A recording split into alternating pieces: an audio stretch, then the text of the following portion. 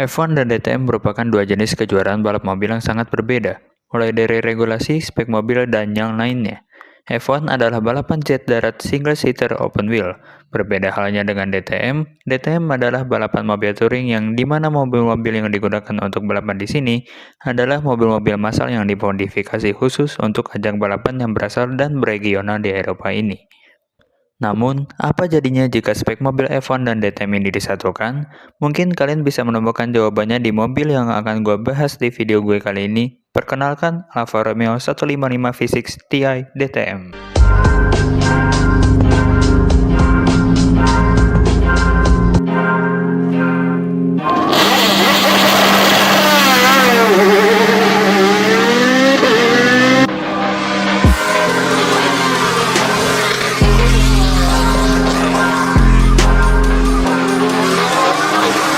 Welcome back to Basian, aka Bahas Mobil Impian. Di channel gue kali ini, just race TV and stay tuned.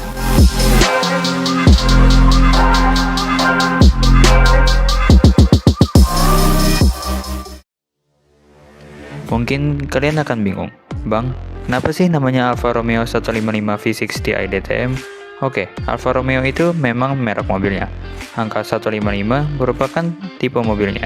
V6 merupakan bentuk konstruksi mesinnya. Untuk TI-nya ini gue masih belum nemu maksudnya apa. Selama gue searching, gue hanya menemukan singkatan ini yang berada di Alfa Romeo 155 TS. Dengan TS-nya adalah Twin Spark, aka 2 busi per silinder. Terakhir, untuk nama DTM-nya ini berasal dari nama ajang kejuaraan yang diikuti oleh mobil ini dengan kepanjangannya yaitu Deutsche Tourenwagen Meisterschaft, yang berarti kejuaraan mobil touring Jerman.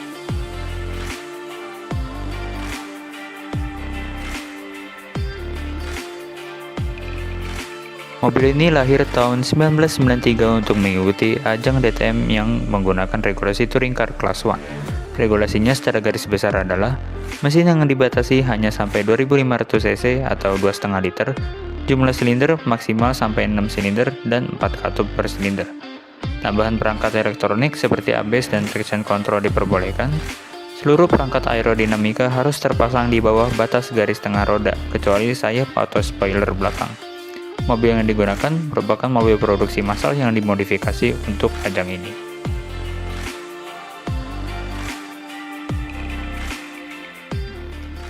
Nah, untuk menyesuaikan regulasi tersebut, dapur pacu yang digunakan mobil ini adalah mesin mobil F1 yang didownsize menjadi 2,5 liter V6 dengan 4 katup per silinder yang mampu berputar hingga 11.800 rpm. Angka yang fantastis untuk sebuah mobil DTM kala itu, di mana para kompetitornya mungkin limitnya hanya berkisaran 8.000 sampai 9.500 rpm, seperti 190e Evo, E30 M3 Sport, dan yang lainnya. Mesin ini memiliki output tenaga sebesar 420 horsepower dan hanya berbobot sekitar 106 kg untuk mesinnya. Sebenarnya, mesin yang terpasang di mobil Alfa Romeo 155 ini standarnya berposisi transverse. Namun di mobil ini terpasang secara longitudinal di depan front axle. Mesin tersebut dipasangkan dengan gearbox 6 percepatan semi-automatic yang dipasang langsung dari mobil rally Lancia Delta HF Integral. Mobil ini juga berpenggerak 4 roda alias all-wheel drive dengan pembagian 33% untuk depan dan 67% untuk belakang. Sistem pembagian AWD yang gue suka nih, soalnya tetap tenaga ban belakang yang mendominasi agar mencegah kejadian understeer. Oh iya, mobil ini juga mampu melaju 0-100 km per jam hanya dalam 2,5 detik dengan top speed sekitar 300 km per jam. Angka yang sangat fantastis kala ini.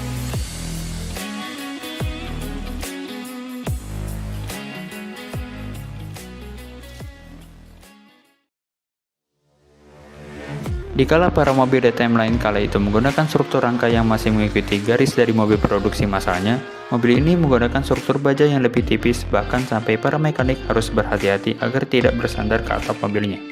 Dengan meringankan bodinya bisa berkemungkinan untuk mengurangi rigiditas. Oleh karena itu, dipasangkanlah roll cage yang menjalar di seluruh kabinnya untuk mengembalikan rigiditas yang hilang, dan juga tentunya untuk safety prosedur. Struktur baja tubular ini merupakan sasis rangkap bidang yang terpasang di dalam kerangkanya. Semua panel yang bisa dibongkar pasang seperti engine cover dan panel pintu diganti bahannya dengan bahan carbon fiber yang lebih ringan.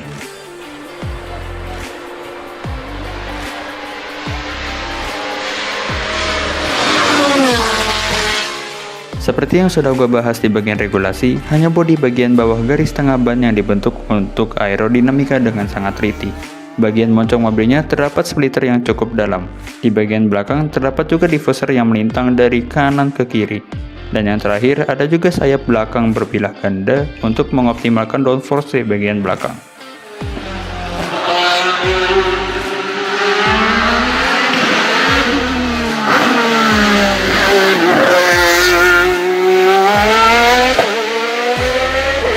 Untuk menyesuaikan regulasi juga, mobil ini memiliki bobot atau curb weight hanya sekitar 1100 kg dan di regulasi minimal bobot mobil adalah 1060 kg.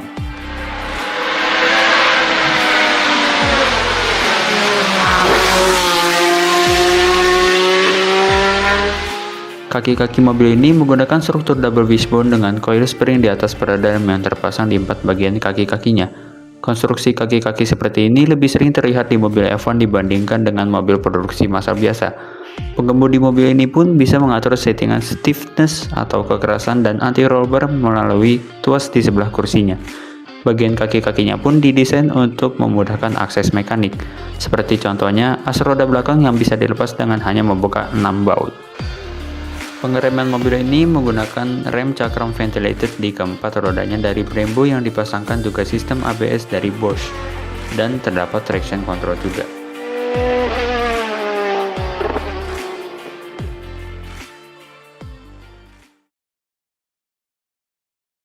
Proyek mobil ini dijalani oleh tim Alfa Corse yang dikepalai oleh pria asal Milano, Italia ini yang bernama Giorgio Pianta.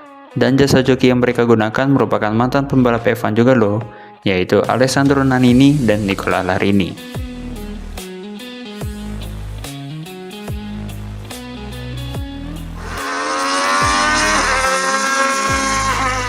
Ronde pertama di sirkuit Zolder, Belgium berlangsung dengan kondisi hujan. Pilihan yang tepat dengan menggunakan penggerak all-wheel drive agar mobil bisa melaju dengan stabil. Balapan ini dimenangkan secara menakjubkan oleh Nicola Larini di depan Christian Dorner, yang juga menggunakan Alfa Romeo 155 tetapi dari tim berbeda yaitu Schubel. Ronde keduanya di sirkuit Hockenheim, Jerman pun, mobil ini juga mendominasi papan podium dengan kedudukan Larini di posisi pertama, Dorner di posisi kedua, dan Nannini di posisi ketiga.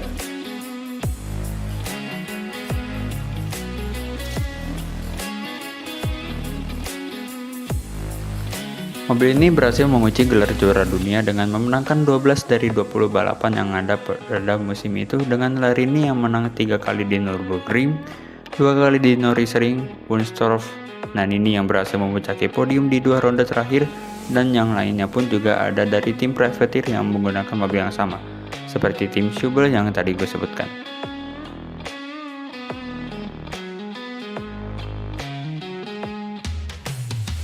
Nicola Larini berhasil memenangkan juara dunia dengan mobil dan tim ini dengan perolehan poin keseluruhan 261 poin, mengalahkan Roland Arsch yang berada di posisi kedua dengan Mercedes 190E AMG, yang dimana mobil tersebutlah yang memenangkan DTM musim sebelumnya, yaitu musim 1992.